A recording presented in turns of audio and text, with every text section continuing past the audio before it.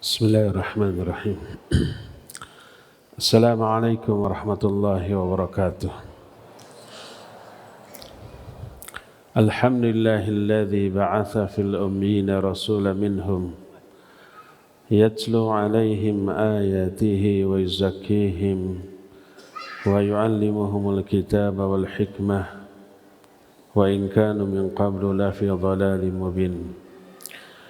وأشهد أن لا إله إلا الله الملك الحق المبين وأشهد أن محمدا عبده ورسوله صادق الوعد الأمين والصلاة والسلام على أشرف الأنبياء والمرسلين وعلى آله وأصحابه أجمعين ومن تبعهم بإحسان إلى يوم الدين وبعد. Hadirin jamaah Masjid Agung Garut yang Allah muliakan, para pendengar beberapa radio yang ikut merilai, Radio Tarbiyah Sunnah Bandung dan radio-radio lain, para pemirsa beberapa stasiun TV, Marhaban TV Garut, juga Persada TV, Niaga TV, Rabbani TV, dan beberapa TV lain, juga para netizen melalui akun manapun di mana saja Anda berada. Sebelum saya memulai kajian, ingin saya berterima kasih kepada panitia. Ini kali kedua saya datang ke sini. Pertama sekitar 3 tahun yang lalu sebelum pandemi. Kedua yang sekarang. Oleh karena itu terima kasih kepada panitia dari Marhaban TV. Berterima kasih juga kepada Ustadz pembinanya, sahabat saya sekaligus guru saya, Ustadz Nuruddin Abu Fainan. Juga tidak lupa terima kasih kepada Bapak Kapolsek yang baru, Wilujeng Sumping, mewakili Bapak Kapolres, hatur salam Bapak Kapolres. Juga kepada orang yang dicintai oleh Allah, Pak Sobirin. Semoga benar-benar dicintai dunia akhirat, mewakili Pak Dandim, hatur salam takzim kepada Dandim. Juga jamaah yang saya cintai karena Allah Azza wa Jalla. Kita akan mengambil tema mahalnya hidayah. Ada banyak sisi yang bisa dibahas tentang hidayah. Tapi dalam kesempatan ini saya hanya ingin membahas satu ayat yang pendek saja. Ayat ini mengupas secara mendalam tentang hidayah. Ayat ini bisa menyebabkan kualitas sholat kita meningkat karena penghayatan kita terhadap sholat akan semakin baik. Ayat ini berisi doa yang menjadi hak kita sepenuhnya terhadap Allah Azza wa Jalla. Ayat ini selalu kita baca minimal 17 kali sehari semalam di dalam sholat kita. Ayat apa yang dimaksud? Ihdinas syiratal mustaqim. Ini berbicara tentang hidayah. Ihdi maknanya beri hidayah. Kepada kami. Kemana? Ke as-syiratal mustaqim, ke jalan yang lurus. Ada 2 poin yang ingin kita bahas.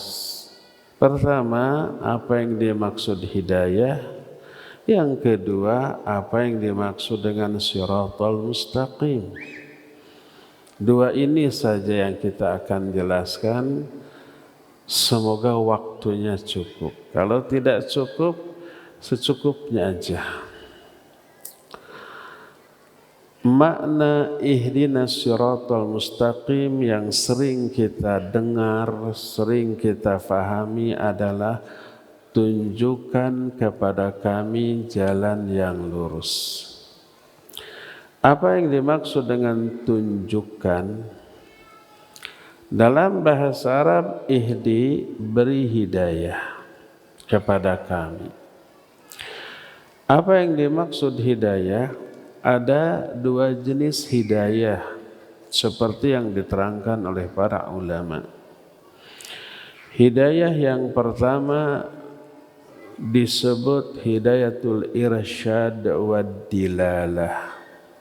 Irsyad itu bimbingan, dilalah itu petunjuk. Hidayah yang merupakan bimbingan dan petunjuk bagi kita.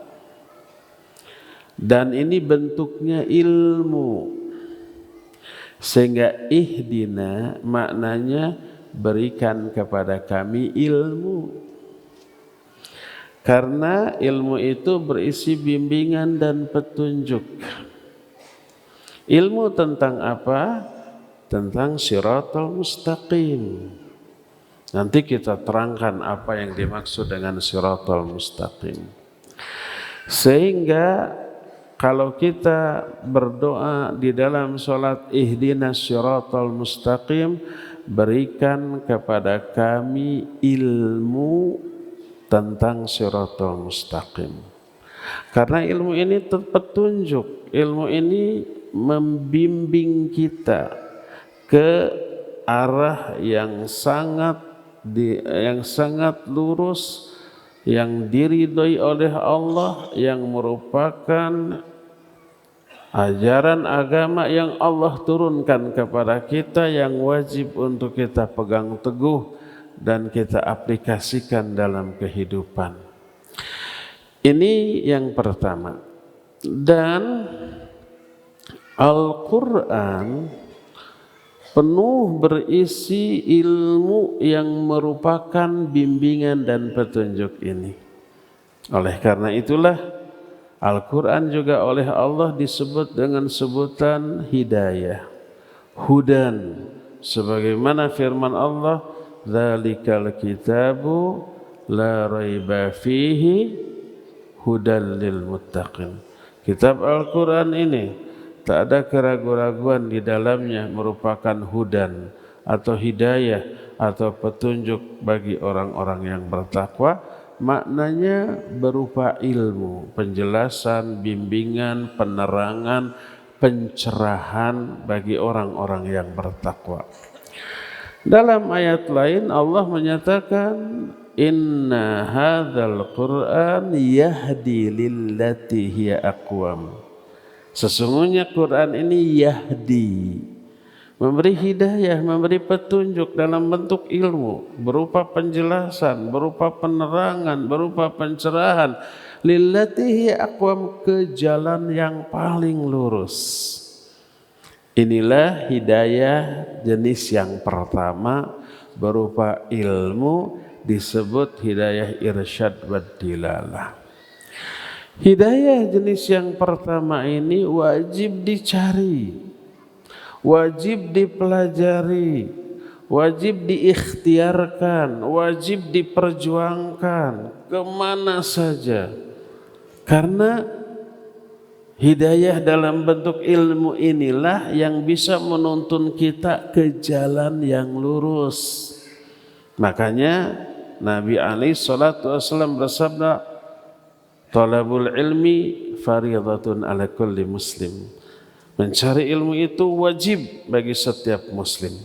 Karena ilmu yang wajib dicari ini hidayah, wajib dicari, dan kalau sudah dapat wajib untuk dibagi, di-share, diajarkan, didakwahkan, diterangkan kepada orang lain. Ini hidayah jenis yang pertama. Dan hidayah berupa ilmu inilah selalu kita minta di dalam sholat minimal 17 kali sehari semalam, dalam momen yang terbaik yaitu momen ketika sholat, dengan mengatakan ihdinas syiratal mustaqim. Ini yang pertama.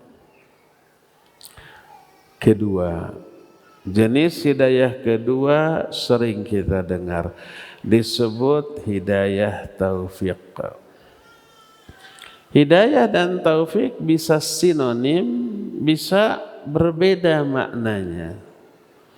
Sinonim kalau masing-masing disebut secara terpisah. Semoga Allah memberi hidayah kepada kita. Hidayah di sana maknanya juga taufik. Semoga Allah memberi taufik kepada kita. Taufik di sana maknanya sama dengan hidayah, sinonim, muradif, persamaan kata.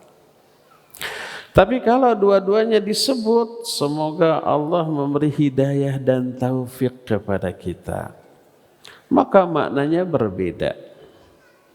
Dua kata yang bila berjumpa maknanya berbeda, bila berpisah maknanya sama, itu banyak dalam bahasa Arab. Sehingga ada kaidah idza ijtama iftaraqa wa idza iftaraqa ijtama. Kalau berpisah begini ya. Kalau berpisah maknanya sama, kalau bertemu maknanya berbeda. Seperti contohnya apa? Contohnya umpamanya albir dan taqwa. Bir dan taqwa sinonim, tapi ketika bertemu maknanya berbeda. Wa ta'awanu 'alal birri wat taqwa. Albir di sana artinya melaksanakan perintah Allah, takwa di sana artinya menjauhi larangan Allah. Tapi kalau dua-duanya berpisah, maknanya mencakup kedua-duanya. Takwa artinya melaksanakan perintah Allah dan menjauhi larangannya, albir juga begitu. Contoh lain, al-haul dan al-quwah. Al-haul kemampuan, al-quwah juga kemampuan atau kekuatan. Tapi bila dua-duanya bertemu dalam satu kalimat seperti la haula wala quwwata illa billah, maknanya menjadi berbeda. Al-haul artinya kemampuan untuk meraih apapun yang bermanfaat. Al-quwwah maknanya adalah kemampuan untuk menolak setiap yang madarat. Tapi dua-duanya bermakna kemampuan atau kekuatan. Dalam bahasa kita, daya dan upaya. Dan banyak lagi yang lain-lainnya, ya. Termasuk hidayah dan taufik. Apa yang dimaksud dengan taufik? Hidayah taufik. Hidayah taufik ini berupa dua. Pertama, keinginan atau masyiah atau iradah untuk melakukan ibadah, amal soleh dan kebaikan. Ini pertama nih. Keinginan yang muncul dalam hati kita itu bukan hasil ikhtiar kita, bukan hasil usaha kita. Kita tidak bisa menghadirkan keinginan untuk melakukan sesuatu. Nggak bisa. Umpamanya lagi malas baca Quran, akhirnya kita berusaha memunculkan keinginan untuk membaca Al-Quran. Nggak bisa. Keinginan untuk ngaji kayak gini, begitu dapat BC lalu dibaca. Ada tabligh akbar di Masjid Agung Garut, ada orang yang begitu baca cukup tahu, nggak ada keinginan untuk hadir. Yang lain, wah saya ingin hadir. Kenapa yang ini nggak ada keinginan, yang itu ada keinginan? Keinginan ini pemberian Allah. Begitulah caranya Allah memberi hidayah kepada seseorang. Pertama, diberi keinginan untuk beramal soleh, untuk ibadah, untuk melakukan kebaikan. Yang ngasih itu Allah, bukan hasil ikhtiar kita. Ujug-ujug muncul. Yang memunculkan keinginan dalam hati kita itu Allah. Kata siapa? Kata Allah dalam Al-Quran. Allah menyatakan, wa ma tasha'una illa ayyasha Allahu Rabbul Alamin. Surah At-Takwir, ayat yang terakhir. Kalian tidak akan punya kehendak, tidak akan punya keinginan, kecuali Allah yang ngasih keinginan itu kepada kalian. Jadi kalau di dalam hati kita tiba-tiba ingin baca Quran, ingin zikir, ingin berdoa, ingin sholat, ingin saum sunat, ingin ngaji, itu keinginan diberikan oleh Allah, dimunculkan dalam hati kita. Bukan hasil usaha kita memunculkan keinginan itu dalam diri kita, bukan. Kenapa? Karena kita tidak bisa mengatur hati kita. Kita tidak bisa memanage hati kita. Antara kita dengan hati kita disekat, dihalangi oleh Allah Azza wa Jalla. Sebagaimana firman Allah, innallaha yahulu bainal mar'i wa qalbihi wa annahu ilaihi tuhsyarun. Surah Al-Anfal ayat yang ke-29. Wa'lamu, dan ketahuilah, annallaha, sungguhnya Allah, yahulu, menghalangi, bainal mar'i wa qalbihi, antara seseorang dengan hatinya, dihalangi oleh Allah. Sehingga kita tidak bisa mengatur, membolak-balikan, merubah-rubah isi hati kita, nggak bisa. Terus siapa tuh yang mengatur dan membolak-balikan hati kita? Siapa? Allah. Makanya Nabi SAW sering berdoa dan mengajarkan doa ini kepada kita. Allahumma ya muqallibal qulub, tsabbit qalbi ala dinik. Allahumma ya musarrifal qulub, sarrif qalbi ala ta'atik. Wahai Allah, zat yang maha membolak-balikan hati, tetapkan hati saya di atas agamamu. Wahai Allah yang merubah-rubah keadaan hati, tetapkan hati saya dalam ketaatan kepadamu. Dalam hadis sahih riwayat Bukhari dan Muslim, Nabi alaihi salatu wasallam bersabda, inna quluba bani Adam baina usbu'aini min asabi'ir rahman ka qalbir rajulin wahid yuqallibu kaifa yasha. Sesungguhnya hati-hati Bani Adam, hati seluruh manusia, itu berada di antara dua jari, di antara jari-jari Allah seperti satu hati, lalu Allah bolak-balikan itu hati sekehendaknya. Dari semua ayat tadi, hadis-hadis yang barusan, kita tahu yang ngatur hati kita, yang membolak-balikan hati kita siapa? Allah Subhanahu wa ta'ala. Termasuk yang memberikan keinginan untuk ibadah, kehendak untuk beramal soleh, itu Allah yang kasih. Dan itu salah satu cara Allah memberikan hidayah. Jadi unsur hidayah taufik yang pertama adalah masyiah atau iradah atau kehendak, keinginan untuk melakukan kebaikan. Ini yang pertama. Unsur kedua adalah al-istitha'ah. Kemampuan untuk melakukan kehendak tadi.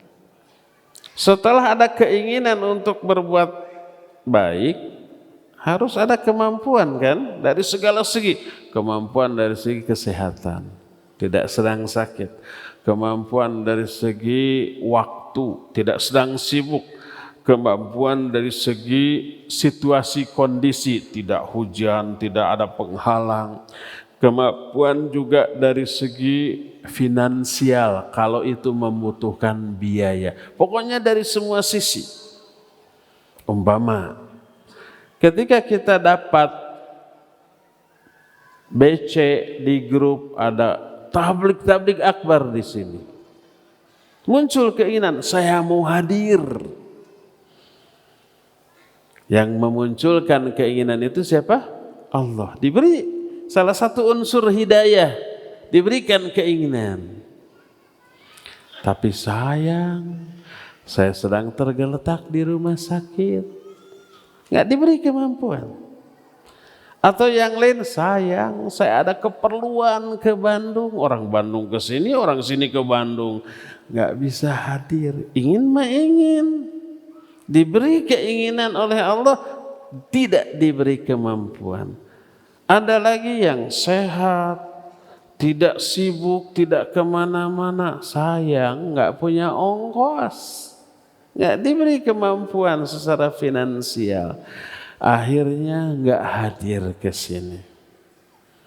Berarti orang itu tidak diberi hidayah taufik.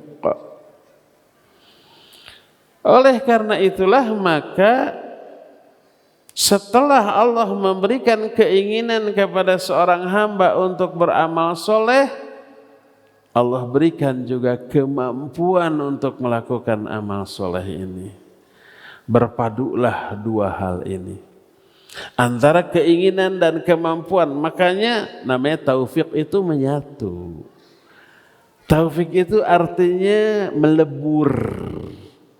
Meleburnya, menyatunya dua unsur ini, ya keinginan untuk beramal, ya kemampuan untuk beramal, lahirlah amalan itu. Kalau keinginan diberi oleh Allah, kemampuan juga diberi oleh Allah. La haula wala quwwata illa billah. Tidak ada kemampuan, kekuatan, atau bahasa kita daya upaya, baik untuk meraih hal yang manfaat ataupun untuk menolak hal yang madarat, kecuali semuanya itu dari Allah Azza wa Jalla. Inilah dua unsur hidayah taufik, dan begitulah caranya kalau Allah mau memberikan hidayah taufik kepada seseorang, diberilah keinginan untuk beramal, diberilah kemampuan untuk beramal, akhirnya orang itu beramal. Inilah hidayah taufik. Nah, kalau sebuah ayat, hadis atau kalimat yang mengandung kata-kata hidayah atau hudan atau yahdi atau ihdi, seperti ayat ini, ihdinas syiratal mustaqim, ya Allah berikan hidayah kepada kami ke jalan yang lurus. Hidayah mana yang dimaksud? Dua-duanya. Berikan ilmu tentang syiratal mustaqim, berikan taufik kepada kami untuk mengamalkannya, mengaplikasikannya. Dua-duanya. Jadi di dalam doa ihdina, di dalamnya ada permintaan ilmu. Berikan kepada kami ilmu. Maknanya mudahkan kepada kami jalan-jalan untuk bisa memahami ilmu, dan berikan taufik kepada kami untuk mengamalkan ilmu tersebut. Inilah dua jenis hidayah. Nanti kita akan bahas kalau hidayah berupa ilmu wajib dicari, dan setelah dapat wajib dibagi. Bagaimana dengan hidayah taufik? Bukankah hidayah taufik pemberian dari Allah? Hidayah taufik wajib diikhtiarkan, wajib diusahakan. Tapi kalau sudah dapat, gak bisa diberikan kepada orang lain, gak bisa dibagi. Jangankan kita, para nabi pun tidak bisa memberikan hidayah taufik. Para nabi termasuk juga kita hanya bisa memberikan hidayah irsyad wad dilalah berupa ilmu. Nabi pemberi hidayah. Dikatakan dalam ayat innaka latahdi Sesungguhnya engkau, hai Muhammad, benar-benar memberi hidayah kepada jalan yang lurus.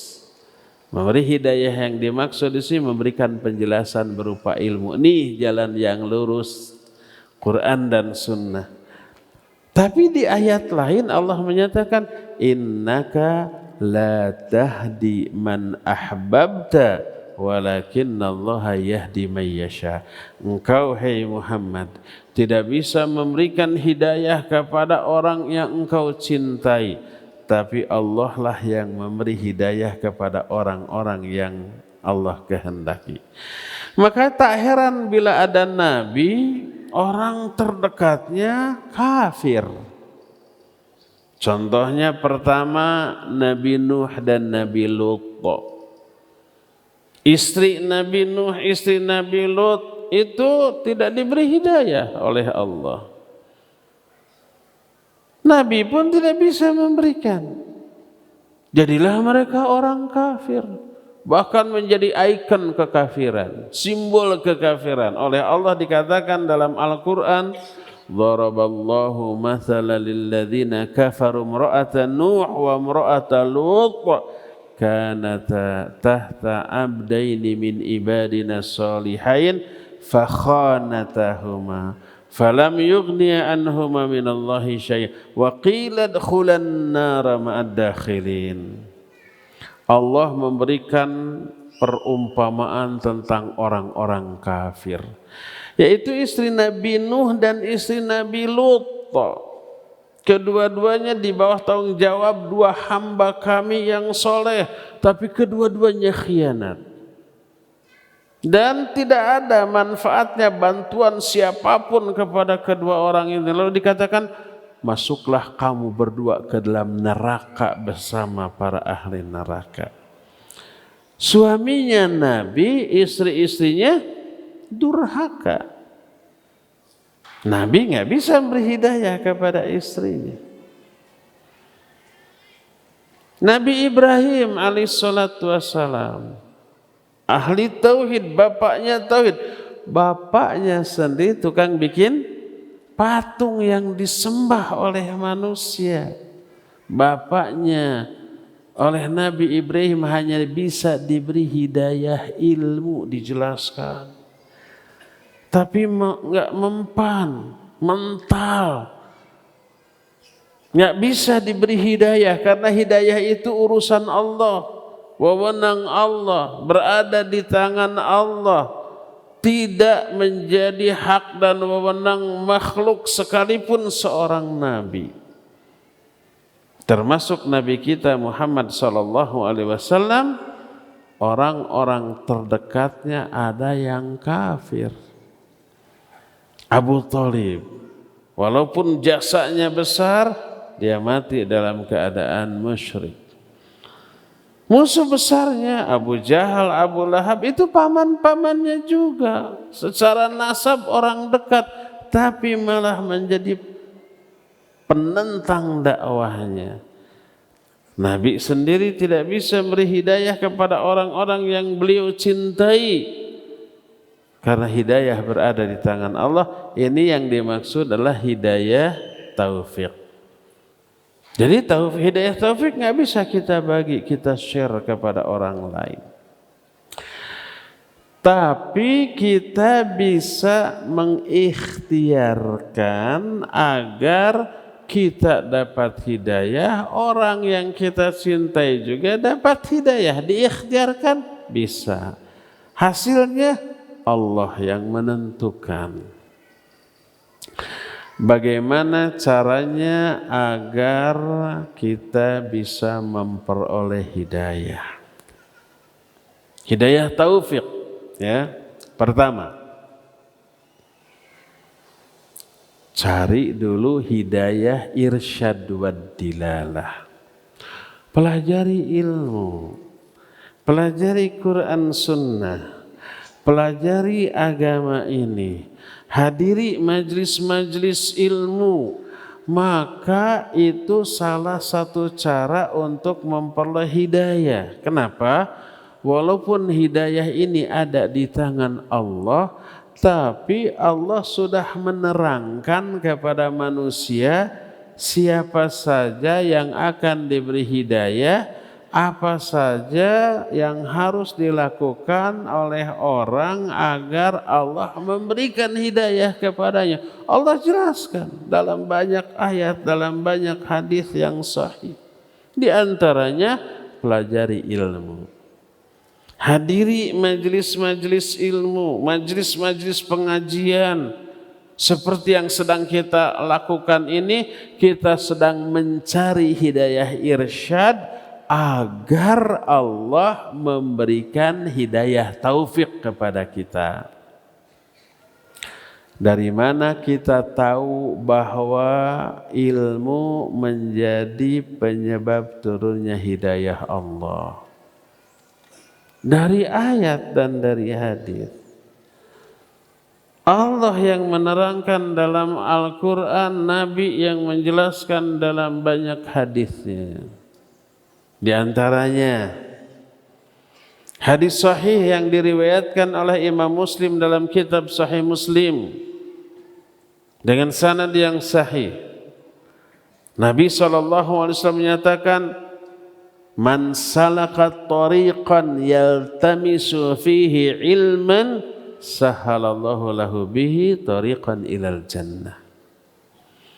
Siapa orang yang menelusuri suatu jalan, dalam riwayat lain dari Sofwan bin Asal, man kharaja min baitihi yaltamisu fihi ilman, siapa orang yang keluar dari rumah sekadar untuk mencari ilmu, Allah akan permudah bagi orang itu jalan menuju surga. Apa maknanya? Berkata para ulama, di antara Syekh Al-Utsaimin rahimahullah dalam Kitabul Ilmi, beliau menyatakan yang dimaksud Allah akan memudahkan bagi dia jalan menuju surga adalah Allah memberi hidayah taufik kepada dia. Karena keluar untuk mencari ilmu, Allah beri hidayah. Untuk apa? Untuk beriman dan beramal soleh. Iman dan amal soleh inilah yang akan memudahkan dia melenggang masuk ke dalam surga. Dari sini kita tahu mencari ilmu termasuk cara untuk meraih hidayah dari Allah Subhanahu wa ta'ala. Dalam hadis riwayat Imam Bukhari diterima dari Muawiyah radhiyallahu an, Nabi alaihi salatu wasallam bersabda, "May yuridillahu bihi khairan yufaqihu fid din." Siapa orang yang dikehendaki kebaikan oleh Allah. Maksudnya siapa orang yang akan diberi hidayah oleh Allah untuk memperoleh kebaikan, yufaqihu fid din, Allah akan fahamkan dia tentang agamanya. Kenapa? Karena kalau orang sudah faham tentang agama, berilmu tentang agama, ilmunya itu memotivasi dia untuk beriman, beramal soleh, berbuat kebaikan, menjauhi dosa maksiat yang diharamkan. Itu memotivasi. Kenapa orang yang nggak punya uang mau nyopet, lihat ada dompet orang nongol di sakunya, tapi dia nggak berani mengambil dompet itu. Karena dia lihat situasi, memang dompetnya nongol, tapi orang-orang di sekelilingnya melihat. Kalau dia nekat ambil, orang tahu, diteriaki, maling, copet, wah babak belur. Lalu dibawa ke polisi, lalu disidang, lalu ditahan. Resikonya terlalu berat. Akhirnya dia urungkan. Dia enggak berani mencopet karena resikonya terlalu berat. Dihukum. Itu orang Seorang mukmin yang tahu ilmu agama, tahu Quran Sunnah, ada perbuatan yang dilarang. Quran dan hadis menerangkan jenis azab dan hukuman dunia dan akhirat bagi orang yang melanggar larangan itu. Takut dia. Seperti umpamanya berjudi, mabok, mencuri, berzina dan seterusnya. Itu kan larangannya jelas dan azab yang diterangkan dalam Quran dan hadis juga jelas, dunia dan akhirat. Ngeri, takut. Akhirnya nggak berani melakukannya. Lihat pemahaman dia, pengetahuan ilmu tentang agama dia menahan dia untuk berbuat dosa yang diharamkan. Ada hadis Nabi SAW, man hafadha ala thnaini asyara raq'atan fi lailatin fi yaumin wa lailatin banallahu lahu baitan fil jannah. Siapa orang yang menjaga 12 rakaat salat dalam sehari semalam, Allah buatkan bagi dia istana di surga. Lalu dalam hadis riwayat Imam At-Tirmidzi dirinci 12 rakaat tuh. 2 rakaat sebelum subuh, 4 rakaat sebelum zuhur, 2 rakaat setelah zuhur, 2 rakaat setelah maghrib, 2 rakaat setelah isya. 12 rawatib Allah bangunkan bagi dia istana di surga. Orang yang tahu ilmu dari hadis ini termotivasi, waduh, istana di surga itu tidak ada bandingannya dengan istana semegah apapun yang ada di dunia. Istana siapa yang paling megah di dunia? Kita nggak tahu. Mungkin istana Sultan Brunei gitu. Gimana isinya nggak tahu. Yang pasti megah. Dibayangkannya sigana karpet nage lebih empuk daripada kasur kita. Adem, enak, serba mewah, serba megah, banyak pelayan dan seterusnya. Itu di dunia. Di akhirat jauh lebih mewah lagi daripada apapun yang ada di dunia.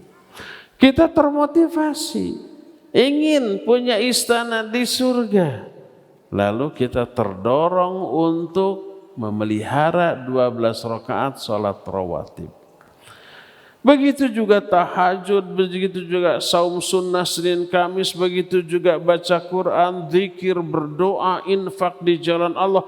Semua diterangkan dalam ayat dan hadis dengan iming-iming balasan yang baik dunia sampai akhirat.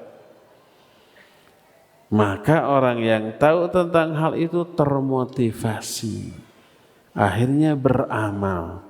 Akhirnya lahirlah kebaikan darinya.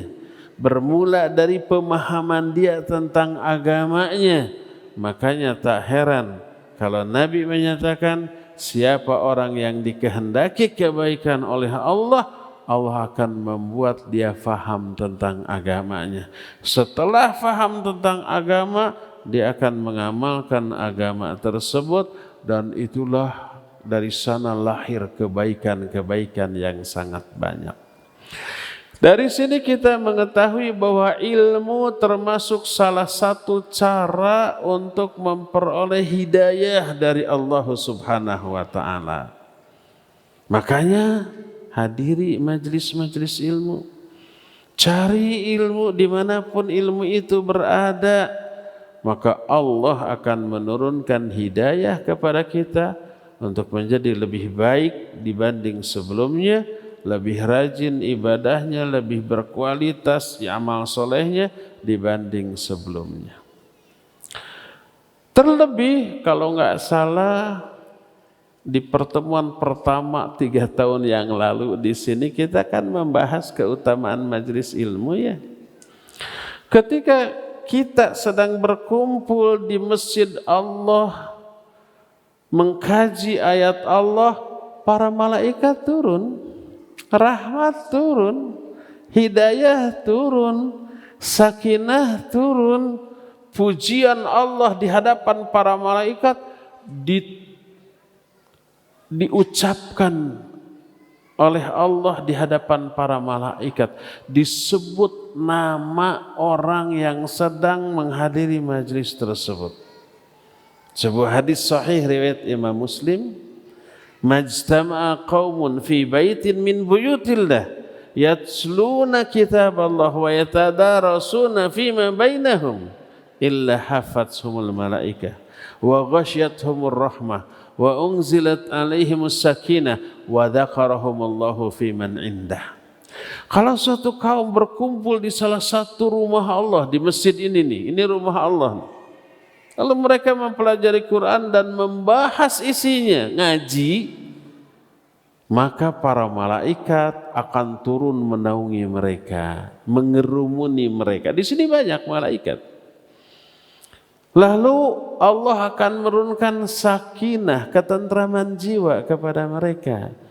Allah akan curahkan rahmat kepada mereka. Dan Allah menyebut-nyebut nama mereka di hadapan para malaikat yang ada di sekelilingnya. Lihat, orang yang sedang ngaji, ngumpul di rumah Allah, dapat rahmat, dapat sakinah, dapat salawat dari para malaikat, dapat pujian dari Allah Subhanahu wa ta'ala di hadapan para malaikat.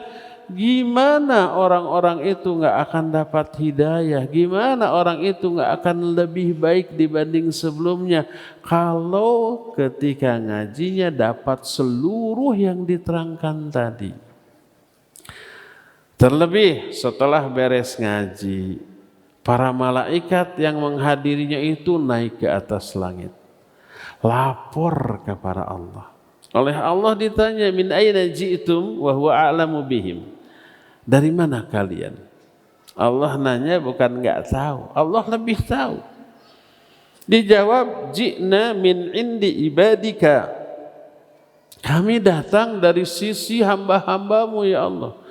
Mereka bertasbih, memujimu, bertakbir, mengagungkanmu.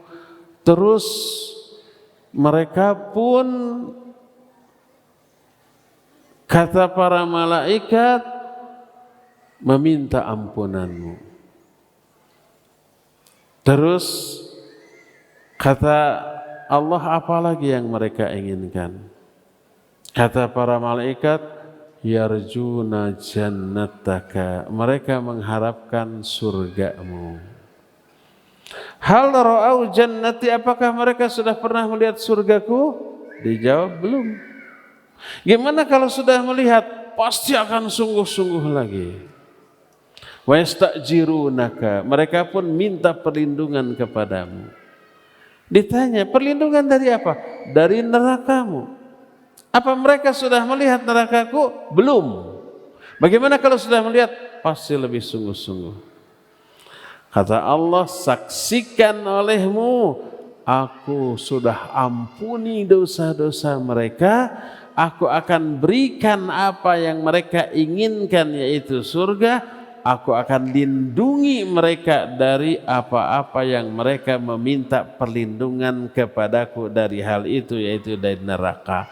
Tuh, orang yang hadir di dalam majlis kajian seperti ini, bubar kajian, dosa-dosanya diampuni, dijanjikan surga, dijanjikan perlindungan dari api neraka. Malaikat nggak sampai di sana, nanya lagi. Apa kata malaikat?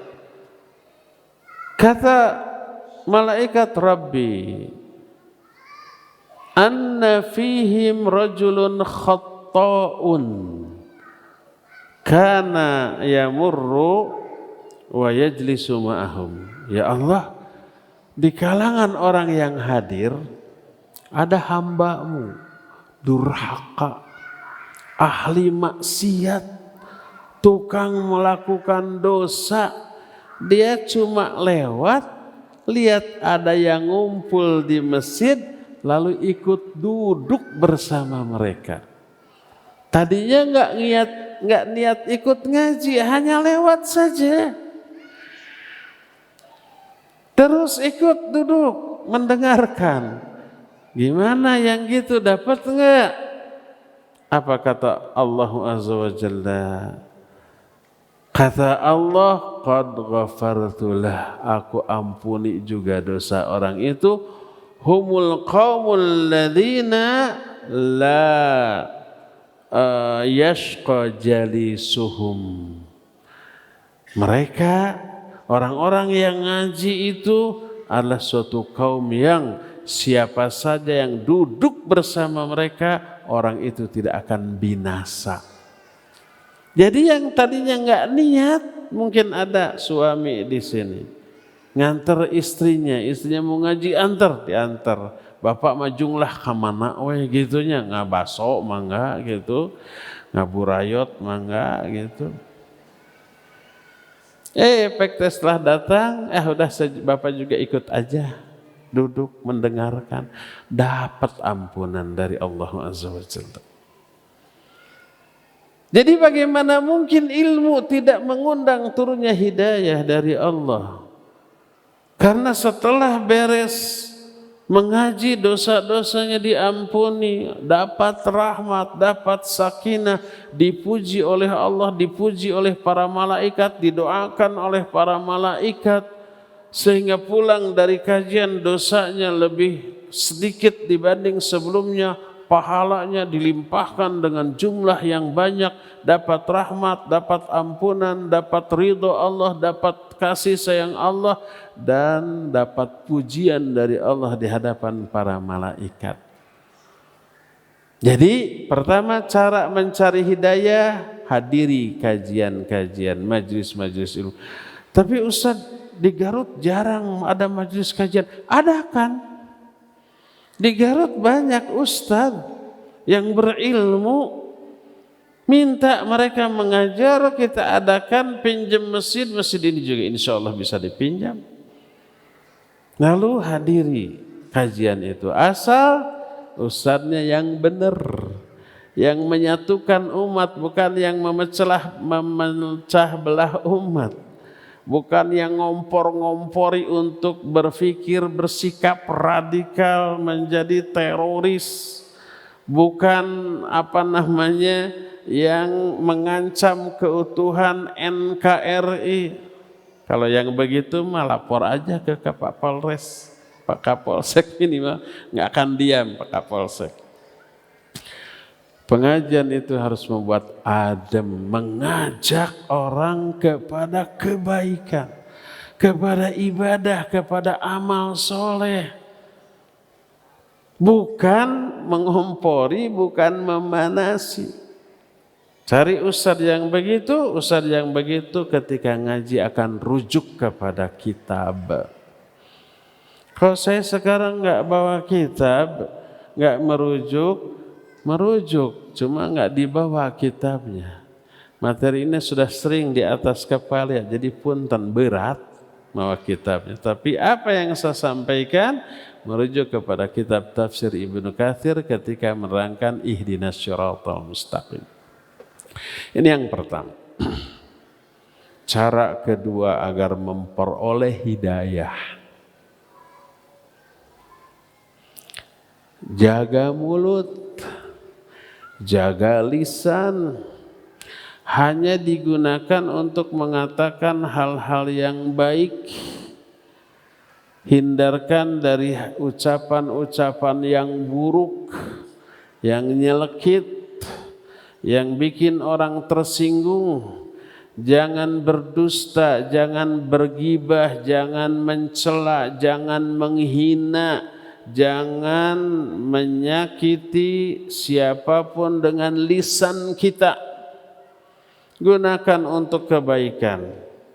Contohnya apa? Banyak baca Al-Quran, banyak zikir, banyak berdoa, banyak mengajarkan ilmu dan mempelajari ilmu. Beramar ma'ruf nahi munkar dengan cara yang tidak mungkar. Menyuruh orang lain berbuat baik dengan cara yang baik, melarang orang lain dari kemungkaran tidak dengan cara yang mungkar. Itu gunakan lisan. Lisan ini anugerah sekaligus amanah. Dengan lisan kita bisa ungkapkan segala hal. Sekaligus amanah. Jaga. Allah menyatakan, alam yaj'al lahu ainain wa lisanan wa syafatain. Bukankah Allah telah menjadikan bagi manusia 2 mata, 1 lisan dan 2 bibir. 3 indera yang Allah sebut. 3-tiganya luar biasa. Mata membuat kita bisa melihat apapun. Tapi ini amanah. Ketika mata digunakan untuk melihat hal yang Allah haramkan, kelak akan ada pertanggungjawabannya tuh. Di Bandung pernah ada tabligh akbar dengan judul Kerlingan Mata Setan. Dibahas tentang beberapa penyimpangan mata. Ada di YouTube, coba aja lihat.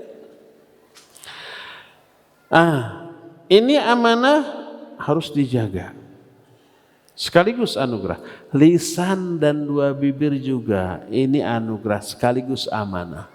Jangan asal ngomong. Kalau digunakan untuk kebaikan, akibatnya Allah akan berikan hidayah taufik kepada dia.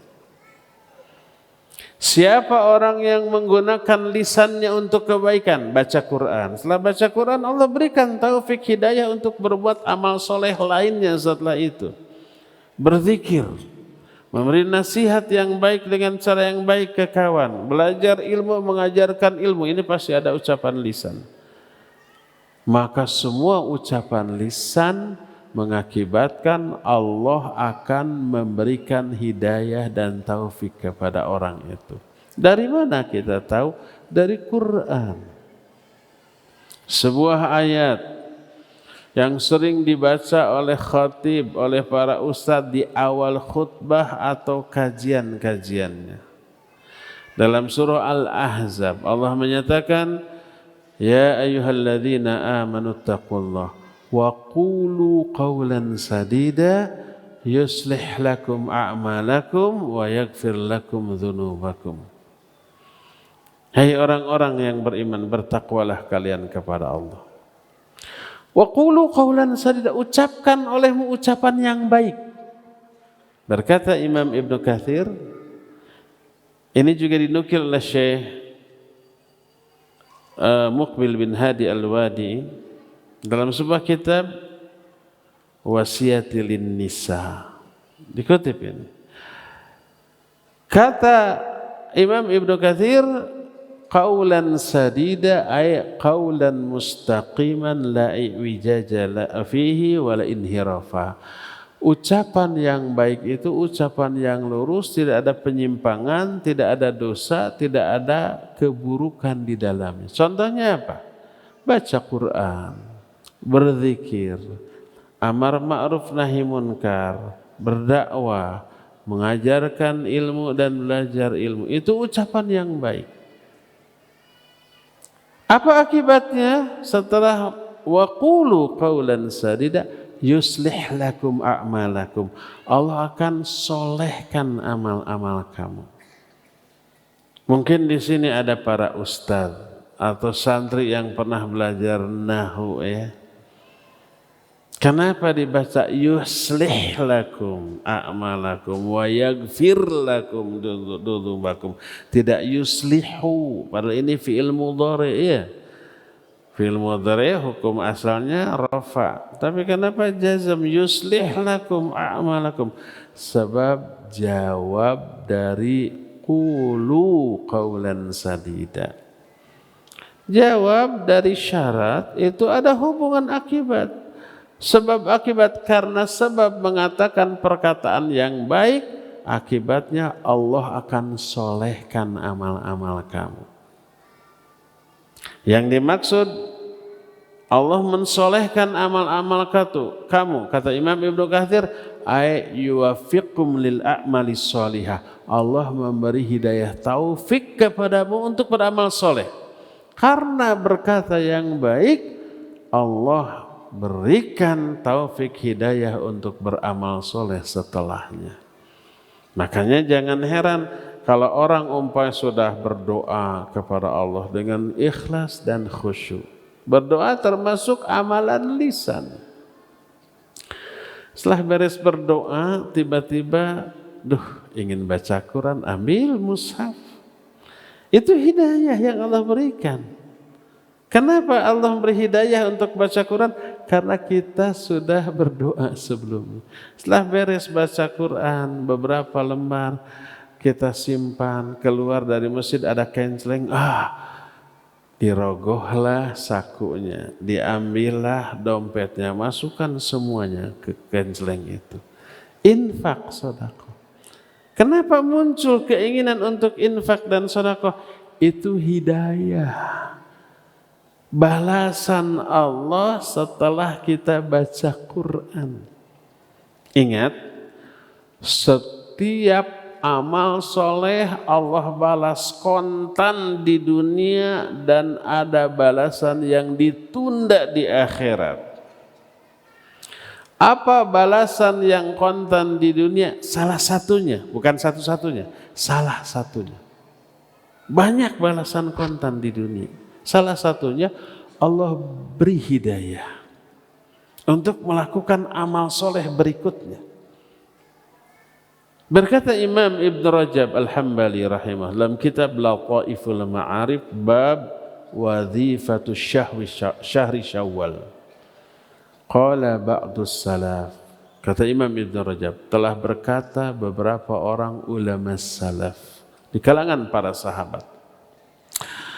Man amila hasanah thumma atba'aha hasanah fadzalika alamatu qabulil hasanatil ula lianna Allah idza taqabbala amala 'abdin waffaqahu lil a'mali sholihah ba'dahu. Siapa orang yang melakukan sebuah kebaikan, ibadah, setelah beres dia ikuti dengan ibadah berikutnya, ibadah yang kedua,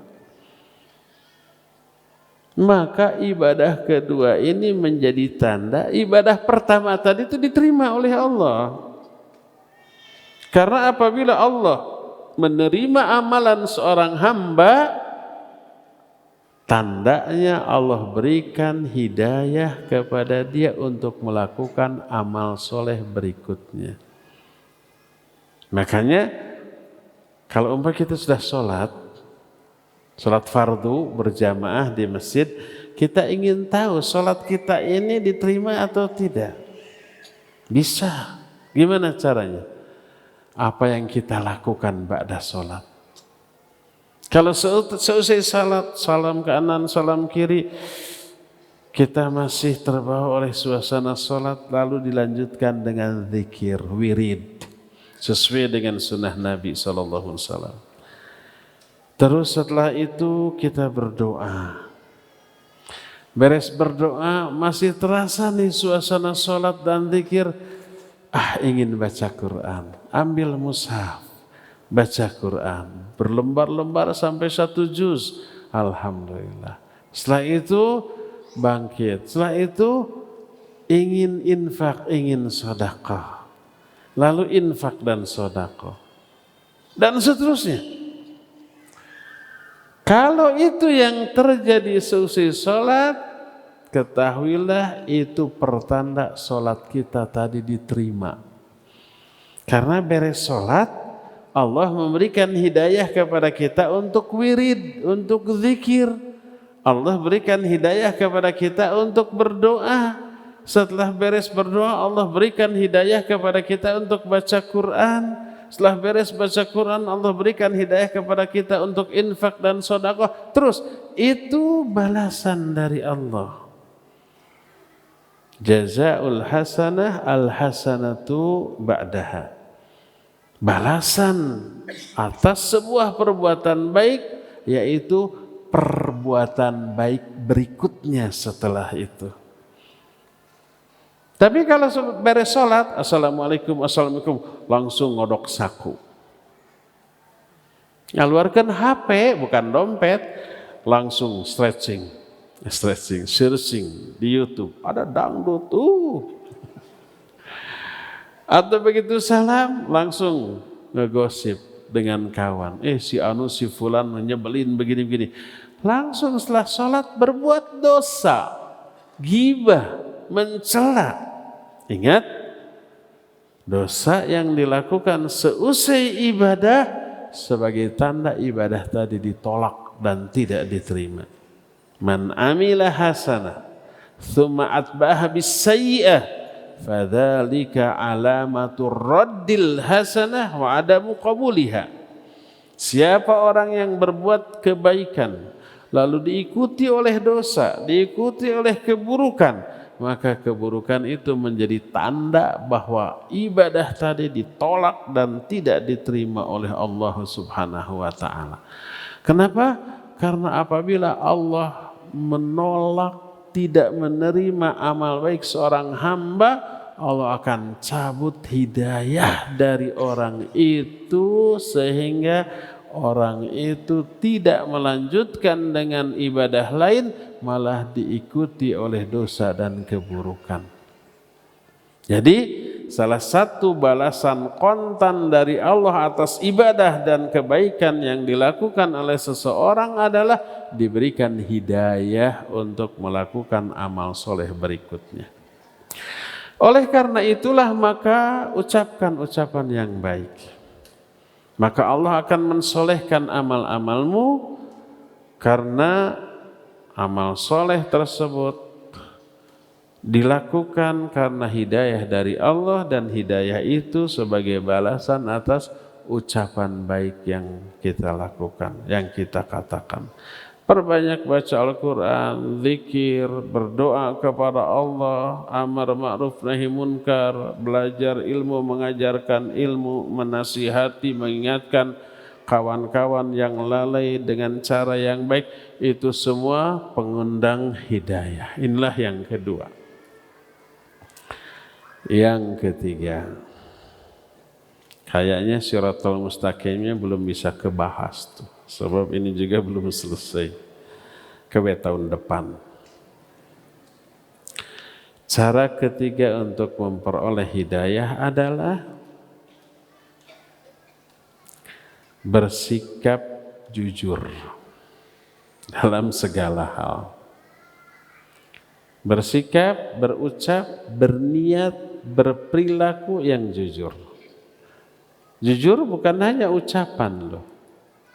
Sikap juga, niat juga. Niat yang jujur itu niat yang ikhlas. Lawan dari jujur apa? Dusta. Niat yang riya, tidak ikhlas adalah niat yang dusta. Nanti ada penjelasannya. Jujur dipastikan termasuk amalan pengundang hidayah dari Allah. Kata Nabi SAW, hadis sahih riwayat Bukhari dan Muslim. Beliau bersabda, alaikum bisidqi, fa inna sidqa yahdi ilal birri, wal birra yahdi ilal jannah. Wajib kamu jujur, karena kejujuran yahdi, memberi hidayah kepada albir. Albir tadi sudah disinggung. Bir itu sama dengan takwa. Bir ini kebaikan. Bentuk bir ada dua, bukan bir minuman, kade. Albir. Salah satu di antara nama Allah adalah albir dan albar. Innahu huwal barrur rahim. Kan ada ayat yang begitu. Sungguhnya Allah maha barrur rahim. Nah, maha bar dan maha rahim. Pernah dengar nama Albar? Albar itu Asmaul Husna, nama Allah. Al-Barrur Rahim. Perbuatannya disebut bir. Bir itu kebaikan. Ada dua bentuk bir. Pertama, melakukan kebaikan yang sebelumnya tidak dilakukan. Kedua, berhenti dari keburukan yang selama ini selalu dilakukan. Kebiasaan buruk, dosa, maksiat rutin dilakukan. Kemudian berhenti. Dan berhentinya itu karena hidayah dari Allah. Itu termasuk perbuatan bir. Bir mencakup makna berhenti dari dosa, berhenti dari maksiat karena takut azab. Termasuk tidak jadi melakukan perbuatan buruk yang tadinya sudah diniatkan, nggak jadi karena takut dosa, itu bir. Jadi bir ada dua bentuk. Pertama, melakukan kebaikan yang sebelumnya tidak dia lakukan. Kedua, berhenti dari keburukan yang selama ini sudah menjadi kebiasaan. Dua-duanya termasuk ke dalam kata bir. Bir bahasa kita kebaikan. Kata Nabi SAW, alaikum bisidqi fa inna sidqa yahdi ilal bir. Wajib kamu jujur, karena jujur menuntun kalian untuk berbuat bir. Artinya jujur menyebabkan kamu diberi hidayah oleh Allah untuk melakukan kebaikan-kebaikan yang selama ini tidak kamu lakukan, atau diberi hidayah untuk berhenti dari keburukan yang selama ini sudah menjadi kebiasaan. Contoh umpamanya, selama ini kita nggak pernah saum Senin Kamis. Mau Senin, mau Kamis, mau Rebo, nggak ada bedanya. Karena anggapannya saum Senin Kamis sunnah, tidak dilakukan nggak dosa ya. Akhirnya nggak termotivasi. Suatu saat kita melakukan kejujuran, baik ucapan ataupun perbuatan. Ucapan umpamanya kita merusak barang orang yang harganya mahal, tapi orang nggak tahu, hanya kita yang tahu. Nggak ada CCTV, nggak ada saksi. Pemiliknya, aduh, siapa ini yang merusak barang saya? Kita jawab, saya, maaf. Padahal kita bisa mungkir dan bisa selamat. Tapi ketika kamu yang merusak, bisa aja kita enggak, bisa selamat karena nggak ada saksi, nggak ada bukti. Selamat dari amukan orang itu, tapi tidak selamat dari murka Allah. Akhirnya kita akui, karena takut murka dan azab. Iya, maaf saya tadi, jujur. Dan itu akan diapresiasi oleh Allah. Diberi reward, kontan dan tertunda. Tertunda nanti di akhirat. Kontannya diberi hidayah. Tiba-tiba besoknya hari Senin atau hari Kamis ingin saum. Biasanya pas adzan baru bangun, ini jam 4 sudah bangun, sahur dulu. Sekarang Senin, sekarang Kamis, saya ingin saum. Tiba-tiba muncul motivasi untuk saum. Kenapa dia saum Senin Kamis? Diberi hidayah oleh Allah. Kenapa Allah memberi hidayah? Balasan atas kejujuran kita tadi. Ini contohnya. Contoh kedua, umpamanya kita ini punya kebiasaan buruk, yaitu ngerumpi, yaitu suka ngegosip, suka menggibahi orang. Rutin itu. Di mana ada majelis gibah, di sana kita selalu hadir. Karena di dalam majelis gibah ada kesenangan, kepuasan. Apalagi yang digibahi orang yang kita benci, puas banget. Nggak ingat, nggak sadar dosanya. Suatu saat kita melakukan perbuatan jujur. Allah beri hidayah, tiba-tiba hati nggak serak untuk gosip, untuk menggibahi. Ada teman-teman, hei sini seru nih, ada gosip baru. Tiba-tiba nggak serak, enggak saya ada keperluan, menghindar, terhindar dari gibah. Kenapa dia bisa menghindari gibah? Hidayah dari Allah.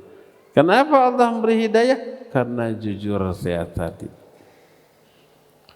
Dari sini kita mengetahui bahwa kejujuran termasuk salah satu di antara cara memperoleh hidayah Allah.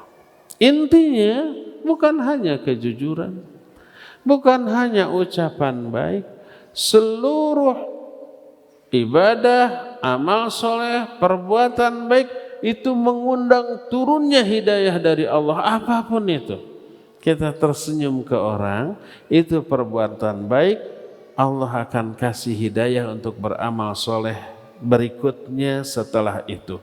Kita infak dan sedekah, akibatnya nanti kita termotivasi untuk melakukan amal soleh berikutnya setelah itu. Begitulah seluruh ibadah, amal soleh dan kebaikan bisa mengundang turunnya hidayah dari Allah kepada kita semuanya. Inilah yang ketiga. Keempat dan kelima seterusnya kita tidak sempat bahas. Ada dua hal yang ingin kita bahas tapi tidak sempat. Pertama, makna siratal mustaqim, kan itu yang bikin penasarannya. Yang kedua, penghalang-penghalang hidayah. Itu perlu agar kita hindari. Tapi sayang sekali waktunya tidak cukup. Cukup sekarang penjelasan saya sampai di sini. Kita masih punya sisa waktu sekitar 20 menitan lah untuk bertanya jawab, dan dipersilakan untuk mengumpulkan pertanyaan. Wa sallallahu ala nabiyina Muhammadin wa ala alihi wa ashabihi wasallam.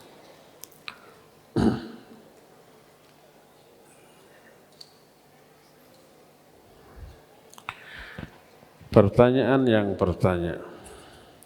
Barakallahu fika Ustaz wa fika barakallah. Di antara sebab datangnya hidayah, contohnya dengan menghadiri majelis ilmu. Bagaimana keadaan seseorang jika masih melakukan maksiat atau dosa, baik sengaja atau tidak, meskipun sering menghadiri majelis ilmu? Apakah orang tersebut masih dikategorikan orang yang mendapatkan hidayah? Taib, barakallahu fiik. Idealnya, mestinya bertambahnya ilmu harus bertambah iman, bertambah rasa takut. Karena ilmunya, Allah berfirman, innama yakhshallaha min ibadihil ulama. Hanyalah orang-orang yang takut kepada Allah di kalangan hamba-hambanya, hanyalah orang-orang yang berilmu. Dan ukuran ilmu seseorang dilihat seberapa besar rasa takut dia. Bukan diukur dari hafalan riwayat atau hadis. Imam Ibnu Katsir menukil pendapat para ulama dalam kitab tafsirnya, laisal ilmu bikathratil hadis wa innamal ilmu bikathratil khasyah. Ilmu itu tidak diukur dengan banyaknya hafalan hadis, tapi diukur dengan banyaknya rasa takut. Idealnya makin berilmu makin takut untuk berbuat dosa. Nah, sekarang ada orang ilmunya tinggi, selalu bertambah, hadir ke kajian sering, tapi dosa juga tidak pernah ditinggalkan. Dia terus-terusan ngaji, terus-terusan dosa. Kenapa sebab? Nah, ada sebuah kutaib. Kutaib itu kitab kecil. Di Bandung sudah selesai dibahas. Di Tasik akan dibahas khusus untuk para guru. Judulnya Awaiqut Thalab. Maknanya kendala dalam mencari ilmu. Berisi apa? Berisi beberapa keburukan yang banyak dilakukan para penuntut ilmu ketika sedang mencari ilmu. Akibatnya ilmunya enggak manfaat. Akibatnya ilmunya memberi madarat. Akibatnya ilmunya dipakai untuk kepentingan pribadi, meraih kepentingan dunia. Disebut awaiqut thalab, beberapa kendala bagi para penuntut ilmu. Di antaranya, pertama, cek niatnya. Dia ngaji itu karena Allah atau karena dunia? Karena ingin menambah iman, ingin meraih ridho Allah, ampunan Allah, mahabbah Allah, rahmat Allah, surga Allah, ataukah karena ingin dunia? Nabi SAW mengancam, man ta'allamal ilma mimma yubtagha bihi wajhullahi azza wa jalla la yata'allamuhu illa liyusiba bihi arada minad dunya lam yajid arfal jannah yaumal qiyamah, yakni rihaha.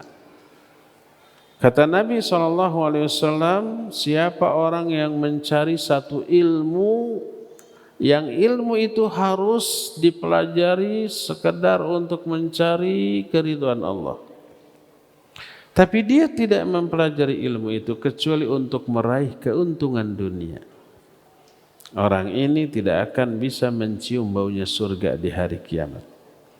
Hadis ini sahih riwayat Imam Abu Daud dalam kitab Sunan Abu Daud. Dan banyak lagi hadis lain. Jadi kalau niat ketika mencari ilmu salah, keliru, seperti untuk kepentingan dunia, agar kaya raya, agar beken, agar dikenal, agar umpamanya dipuji orang, wah, akibatnya begitu, ilmu bertambah, iman tidak bertambah. Kemaksiatan malah dilegitimasi oleh ilmunya. Bisa-bisa ayat hadisnya dipelintir semau dia agar meraih keuntungan dunia. Jadi yang pertama, coba perhatikan niat. Kedua, coba perhatikan ketika ngaji. Ketika ngajinya khusyuk, mencatat atau melamun, atau tidur, atau ngorok, atau main HP. Kalau memang ngajinya tidak mendengarkan, hanya ngelamun, hanya main HP, ngapain dia ngaji? Itu tadi kembali ke niat. Mungkin ada konsumsi, mungkin ingin mencari kesempatan-kesempatan bisnis dengan orang yang hadir, mungkin untuk menukar sendal yang buruk dengan yang jelek, macam-macam. Jadi kalau orang mencari ilmu terus rajin, ilmunya bertambah, tapi dosanya tidak pernah dia hentikan, terus pasti ada adab mencari ilmu yang dia langgar. Akibatnya ilmunya menjadi tidak bermanfaat bagi dirinya, tidak bermanfaat juga bagi orang. Oh ini akhwat. Oh gitu. Baik. Ke akhwat dulu. Izin bertanya, bagaimana menyikapi orang tua yang masih menyimpan dan mempercayai terhadap suatu benda yang diyakini bisa menjadi suatu sebab seperti untuk penyembuhan dengan istilah nyareat, dengan benda atau keris. Saya takut hal tersebut bisa menjerumuskan ke dalam dosa syirik. Saya sudah mencoba mengingatkan beliau namun masih seperti itu. Bagaimana solusi berkaitan dengan hal demikian? Baik, barakallahu fiik. Apa yang sudah dilakukan bagus, yaitu mengingatkan, memberikan penjelasan. Coba kalau bisa dijelaskan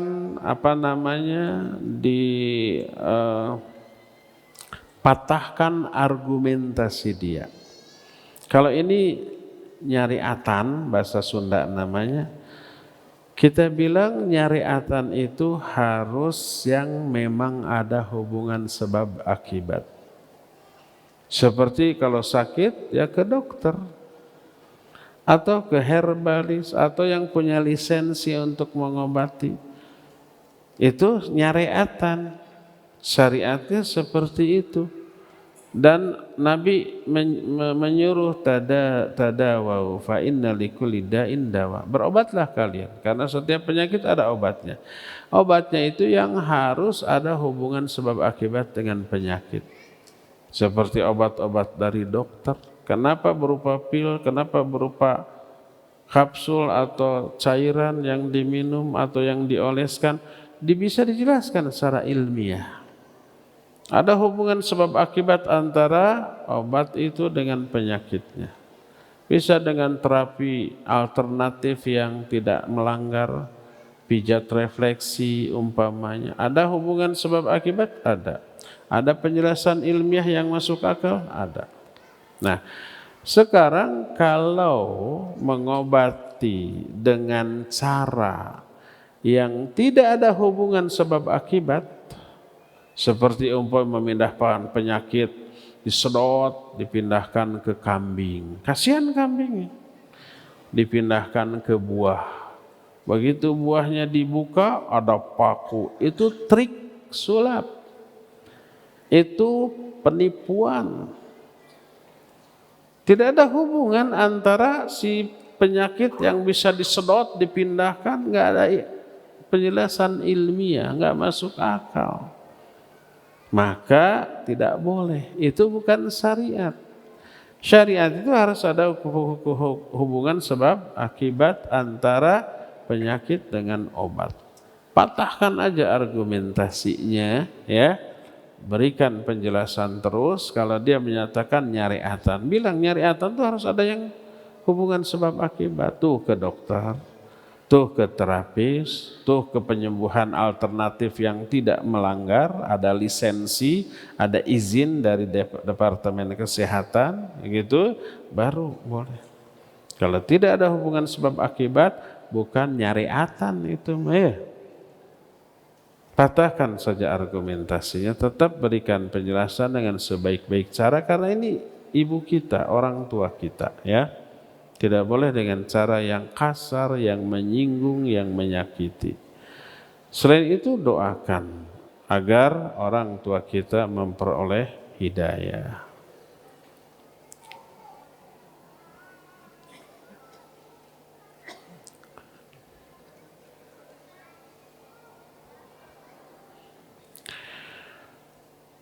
Bagaimana hukumnya jika sekelompok muslimah menuntut ilmu kepada seorang ustadz tanpa hijab, sedangkan kondisinya di antara muslimah tersebut ada yang belum memakai cadar atau juga ada yang bersolek? Bagaimana Rasul SAW dulu ketika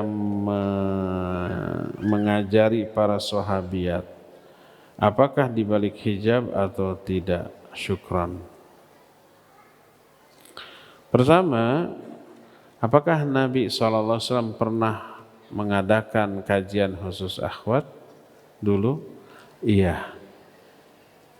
Setiap hari Kamis, Nabi SAW diminta oleh seorang wanita, utusan para wanita untuk mengajari mereka, lalu Nabi menyanggupi berkumpullah di rumah Anu pada hari Anu. Pada saatnya beliau datang. Pakai hijab apa tidak? Tidak diriwayatkan pakai hijab. Kenapa? Karena mereka saat itu tahu syariat tentang muamalah laki dan perempuan, tidak menatap, Para wanitanya menutup wajahnya. Nabi SAW tunduk, menundukkan pandangannya, mengamalkan ayat kullil mu'minin yaghuddu min absarihim. Para ahwatnya mengamalkan ayat kullil mu'minat yaghuddna min absarihinna. Para wanitanya mengamalkan ayat wala yubdina zinatahunna illa ma dhahara minha. Para wanitanya mengamalkan ayat wala yadribna bi arjulihinna liyu'lama ma yukhfina min zinatihinna. Tertunduk sehingga aman dari fitnah. Adapun orang sekarang, pertama, kondisi memungkinkan untuk dihijab, tidak seperti di zaman Nabi SAW. Kedua, orang-orangnya mudah terkena fitnah. Ustadznya, mustami'nya mudah terkena fitnah. Kadang-kadang akhwat kalau tahu ada ustadznya yang dia sukai bersolek, semoga keincer sama ustadznya. Ustadznya tanpa hijab melihat para wanita yang ada di hadapannya, terfitnah dia. Kalau ustadznya normal, kalau ada ustadz yang menyatakan itu mah yang pikirannya kotor aja yang terfitnah. Bukan kotor bersihnya, yang bersih juga kalau melihat perempuan mah pasti terfitnah jadi kotor. Sudah tahu ya bahwa hal itu kotor. Dibiarkan pikirannya, matanya dikotori. Terus terang saya masih normal. Pernah enggak saya ngaji di hadapan akhwat tanpa hijab? Iya. Dan itu terjebak. Jadi kalau suatu saat saya diundang pengajian di rumah besar, rumah menteri, dikira itu campur ikhwan akhwat karena mereka tahu saya kalau ngaji pasti dipisah. Dalam pikiran saya begitu. Begitu sampai di sana, saya persis duduk di hadapan emak-emak. Aduh, ngalaper tuh urah tuh, gemper. Saya lebih baik berhadapan dengan singa yang garang asal di kandangan daripada di hadapan emak-emak. Ada yang menor ada, apalagi sosialita. Tasnya juga 500 juta atau harganya, belum sepatunya, belum aksesorisnya. Terfitnah, iya terfitnah. Apa yang dilakukan sudah nunduk saja begitu, sampai cangkel punduk. Gini aja, tidak berani cengkat. Karena apa? Kalau begitu cengkat, prok, paamprok, patetep, itu sebulan nggak akan lupa tuh. Oleh karena itu, jaga mata. Kondisikan amal soleh berupa pengajian jangan menjadi kesempatan setan untuk menjerumuskan kita. Sebaiknya pasanglah hijab demi kemaslahatan bersama ya. Terakhir ya. Punten tidak semua pertanyaan terjawab. Bagaimana jika kita menggibah orang hanya dengan suami, yaitu curhat? Tapi selain ke suami tidak pernah. Apakah curhat atau membicarakan orang lain hanya pada suami sama dosa? Pertama, jelas itu ghibah. Ghibah artinya menjelekkan orang di belakang orangnya yang bila dia tahu dia tidak suka. Itu ghibah. Apakah ghibah ke suami dibolehkan atau tidak? Bukan ke suami atau ke siapanya, bukan. Apa tujuan menggibahinya? Kalau tujuan menggibahinya untuk sesuatu yang dibolehkan oleh syariat, boleh. Karena Imam An-Nawawi dalam kitab Riyadhus Shalihin ketika menerangkan haramnya ghibah, di bawah subjudul haramnya ghibah ada pembahasan ma yubahu minal ghibah, beberapa ghibah yang dibolehkan. Di antaranya adalah menggibahi orang dalam rangka istifta. Istifta itu meminta fatwa tentang boleh tidaknya perbuatan tertentu atau apa hukumnya, dan untuk memperoleh jawaban itu harus menggibahi orang, maka itu boleh. Seperti contoh, Hindun pernah berkata kepada Rasul sallallahu alaihi wasallam, "Ya Rasulullah, suami saya Abu Sufyan orangnya pelit." Gibah bukan? Gibah. Yang digibahi siapa? Suami. Kalau enggak saya minta, enggak ngasih. Kadang saya suka ngambil uang tanpa sepengetahuan Abu Sufyan. Boleh apa tidak? Gibah bukan? Gibah. Nabi tidak menyalahkan. Kamu sudah menggibahi suamimu, tobat minta maaf. Enggak. Nabi SAW hanya menyatakan boleh.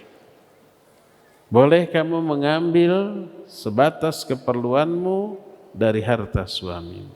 Enggak boleh berlebih. Hadis ini dijadikan dalil oleh para ulama tentang bolehnya menggibahi orang dalam rangka istifta. Istifta itu minta fatwa. Kedua, boleh menggibahi orang kepada hakim ketika mengadukan seseorang untuk memutuskan dari aspek hukum. Kalau bahasa kita ke polisi boleh, cuma kita ditipu orang atau dijahati orang, lapor ke polisi. Kata polisi, apa kasusnya? Maaf Pak Polisi, saya nggak mau gibah. Korek lapor. Ya harus menggibahi. Si fulan nipu saya begini, ini buktinya, ini saksinya. Tolong proses secara hukum. Boleh. Dalam rangka mencegah ada korban lain yang berjatuhan akibat kejahatan orang seperti itu gibah yang dibolehkan. Termasuk menggibahi seseorang kepada orang lain yang orang itu mampu menghentikan atau merubah keburukan seseorang. Seperti ada preman, suka malak, suka meres, kita nggak berani. Akhirnya kita lapor ke orang yang bisa menghentikan tindakan premanisme tadi. Mungkin orang itu pendekar, petarung, jagoan, atau ke polisi. Itu harus menggibahi, iya, si fulan suka meres, itu menggibahi. Tolong hentikan dia.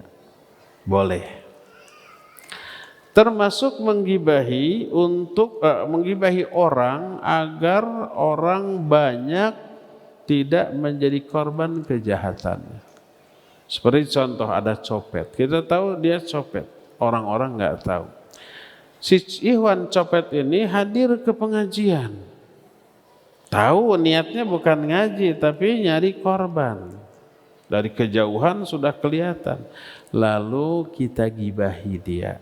Jamaah sekalian, lihat orang itu, hati-hati dompet, dia copet. Gibah bukan? Gibah. Boleh enggak? Harus, karena itu termasuk bagian dari amar ma'ruf nahi mungkar. Kalau enggak dikasih tahu, banyak korban nanti, banyak yang nangis, banyak yang pulang jalan kaki karena dicopet oleh dia. Maka dibolehkan, ya.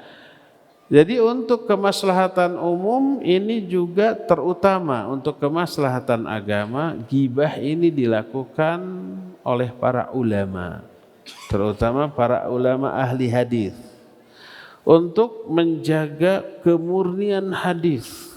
Jangan sampai ucapan orang diaku-aku hadis Nabi. Jangan sampai hadis palsu menyebar dan diamalkan. Makanya ketika menyeleksi hadis, para ulama menggibahi para perawi. Ulama ini, rawi ini sayyi'ul hifadz, buruk hafalannya. Itu gibah bukan? Ya, hadisnya ditolak. Rawi ini kadzab, rawi ini tukang dusta, wajib ditolak hadis-hadis yang diriwayatkannya. Ini ghibah? Iya ghibah. Ulama ini mudallis, ya, tukang memanipulasi hadis. Maka hadisnya ditolak, jangan sampai diterima. Nah, itu ghibah. Tapi ghibah ini menjadi wajib demi memelihara kemurnian dari agama ini, ya. Nah, sekarang kembali ke pertanyaan, seorang istri menggibahi orang lain ke suaminya, boleh enggak? Tergantung. Apa sekedar curhat untuk memuaskan perasaannya? Kalau hanya curhat, ya itu ghibah yang dosa, terlarang.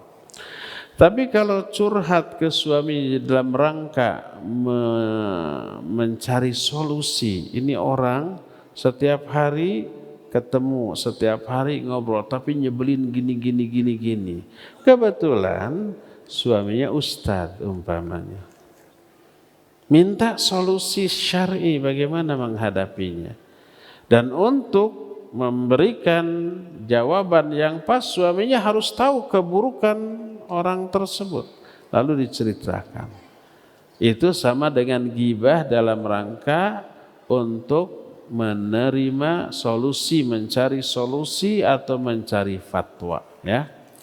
Termasuk yang terakhir, boleh menggibahi seorang ikhwan yang melamar akhwat.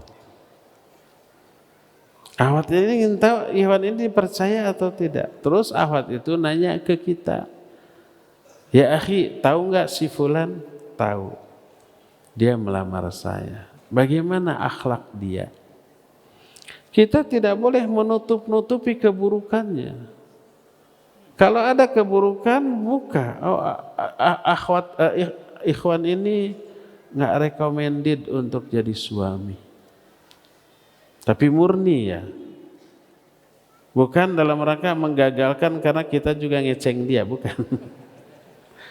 Kita sudah punya istri umpamanya 4. Nggak ada minat lagi ke wanita ini. Contoh, saya nggak 4 juga.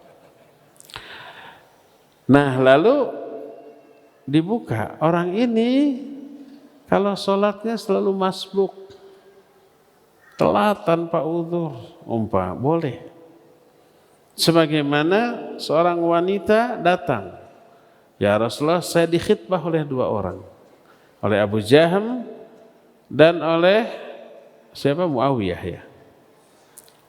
Mana yang harus saya pilih? Maka dijawab, adapun Abu Jaham orang yang suka mukul, adapun Muawiyah orang yang miskin.